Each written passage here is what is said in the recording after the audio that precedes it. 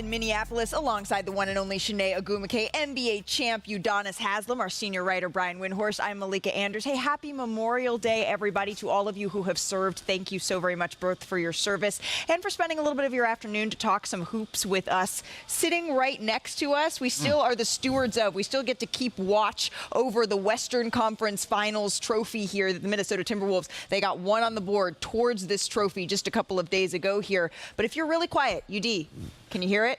Can you hear Stephen A. Smith still celebrating down the streets here in Minnesota in solidarity dancing, with ice cream. New York faithful? Because this is what happened in Indiana last night. This is when you thought they had us in the first half. Not gonna lie. Karl Anthony Towns, he drives. This was actually a whistle on Halliburton, but after a review, you see Towns pushed off here. The Knicks committed 16 fouls in the first 13-0 run after Towns went to the bench with his third foul. You're giving people what they want. They are the best fast break scoring team, transition team in basketball, and they're playing with emotions on their sleeve. But then guess what? The Knicks eventually said a little bit, hold my beer. But an important moment here in the third quarter with the pace. You can see right there, he would return, but he would miss big minutes here in the game. So UD to the fourth quarter we go. Karl Anthony Towns, he entered the fourth quarter. As you can see, just 4 points, 2 of 8. We don't worry about Cat when he's not making shots. We just worry about Cat being aggressive and staying in the game defensively. This brings us to the play of the game brought to you by... Yeah, he's the best shooting big man in basketball, but also the best driving. He does not dribble often because he finishes with force. We know how the rest of that close-up ended. We don't need to talk about that. Big play here with the Knicks up by 1. Jalen Brunson commits the blocking foul. That gives Brunson his 5th. Vega, Karl Anthony Towns, 20 in the fourth quarter. They're the second most by a Knicks player in the fourth quarter of a playoff game in the last 25 years. That's what that base is saying here. So Brunson would re-enter the game with just a lot of friendly and improbable bounces here. Maybe they were due for one not to go. This one didn't, and New York is on the board. They get the win 106-100 here. Now, the Knicks, they have a knack for overcoming big leads this postseason. They're the first team to win 3 games after trailing by 20 or more in a single playoff run. New York needed that to avoid falling behind 3 games to none and virtually ending their season. Here's Tibbs earlier today on the heroic performance he got from his big man. The guy's averaged a lot of points all season long, so I don't think it's anything new.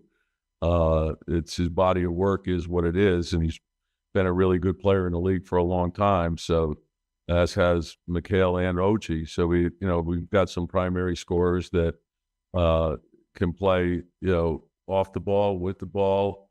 You can go to them, and then the game will dictate what we do. It can make or break teams when you're going through things like that. And I think obviously what we did last night definitely helps us. And we saw that we were on the brink of it looking pretty dark for us, and the way we responded, I think it brings us closer together. That availability coming from an undescript basement somewhere. I like it. Here was the cover of the New York Post this morning, though. It reads, "Chokes on you." A picture of Karl Anthony Towns, though. Sinead, there are the types of performances you do not forget. I do not think we will be forgetting this one from Cat anytime soon. What stood out to you the most? Karl Anthony Towns, Big Cat, finally found his claws. He finally found his claws in the fourth quarter. Again, 20 points in that frame, matching the entire Pacers squad. But there are a few plays that I truly loved with how he was aggressive, and it was on both ends of the floor. So as I take you to the tape, first of all, he secures the rebound right here. All right, nobody's there for the outlet, so he's pushing the ball. He has vision. Most people are so worried about his three-point shot when he crosses over half court. What does he do? He keeps his eyes up. He finds the one right available. The paint is wide open, throws a dime. 22 out of 26 points scored or assisted by Cat. Now let's get to his bag. This play was great because what you notice is that without Brunson on the floor, oftentimes they found this solution that they use even with him in the matchups. Right? They're posting up their big guards, which allows Cat to be a shooter. You sleep on him. Brunson, you have to follow him on the perimeter, which leads to the massive dunk and, of course, the stare down, and we saw what happened after that, too.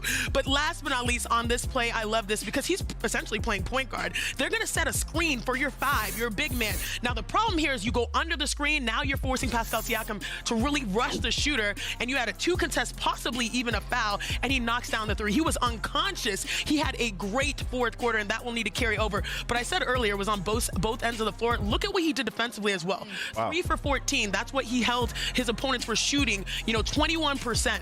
Look at the comparisons there. Games 1 and 2, they scored 20 points on him, and game 3, only 7. So a lot of people are very critical on his consistency, but at least we knew Jalen Brunson could be a closer. Now we're seeing that Cat can be as well. Yeah, this was huge for Cat, and I really think that Tibbs stumbled upon something accidentally here with this lineup here. Right. This lineup with Hart, this lineup with McBride, you have Wright, you have Cat, and you also have Shannon. This is a lineup that they haven't shown before. So I think if you're a team that hasn't seen this before, you kind of fall into the habits of guarding those guys the same way you guarded those other guys. If I have Wright, if I have Shannon, well, he can make shots. I have McBride, but I'm in the paint. I'm taking away everything. It's got to be anybody but Cat with that lineup in the game, and I'm making other guys beat me. When you say UD stumbled on it, he was really looking around because in this game, the Knicks used 15 different lineups. Okay, that in itself is unheard of for a playoff game. 7 of the 15 lineups that they used, they had never used before. Absolutely unheard of in a playoff game, especially what is a de facto elimination game.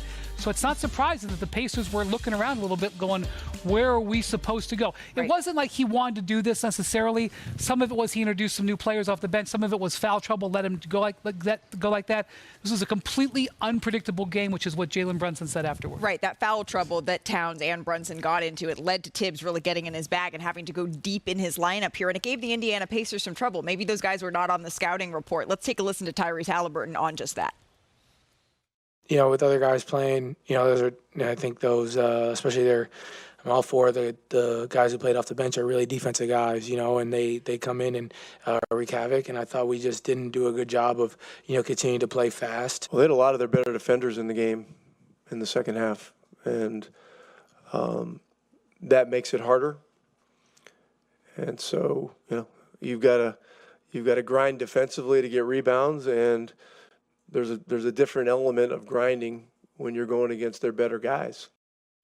It's not a total surprise. The Knicks have been really good on the road this postseason. But, Brian, that was a really easy quote to miss from Rick Carlisle, but it told you a whole lot. Can you just repeat what he said and why that's so basically important? What Halliburton and Carlisle said was they didn't have Brunson and Cat on the court together at the same time. Because while that group is awesome offensively, they are both all-NBA players. I want to be very clear. I am not suggesting, nor was I think the Pacers suggesting that they are better when they're off. However, the way Indiana is attacking them defensively, if you have 2 players on your team at the same time that are issues defensively, you have trouble stopping teams. The Pacers were scoring at will, attacking those 2 guys down the stretch of this game. And by the way, Tibbs knew that. You want to know how I knew he knew that?